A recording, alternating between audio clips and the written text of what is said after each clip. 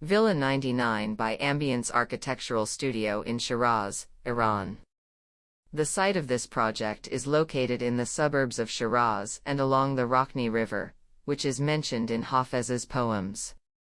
The villa, with an approximate area of 400 square meters, has been designed and built in a garden of 3,700 square meters with old trees without cutting or damaging even a single tree.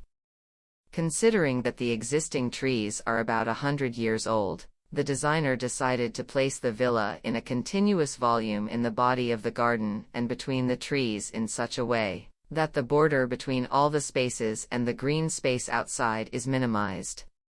Interact and access each other as much as possible. The land consists of two main lines that divide the garden into two halves.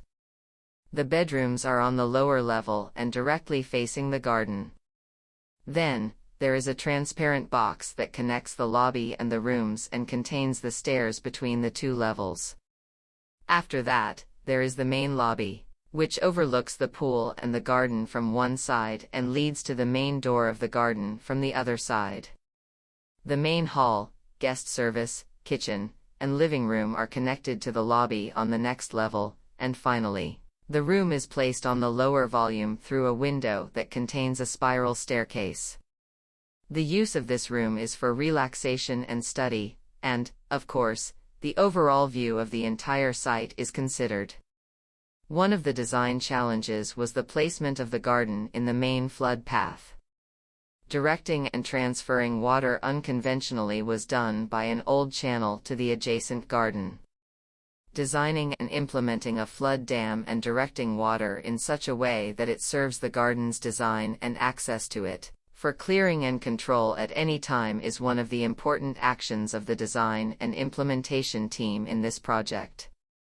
The cream-colored rubble stone material, which is very similar to the age of the garden, was chosen as the main material of the body, and flat cement was chosen as the second material on the walls of the facade.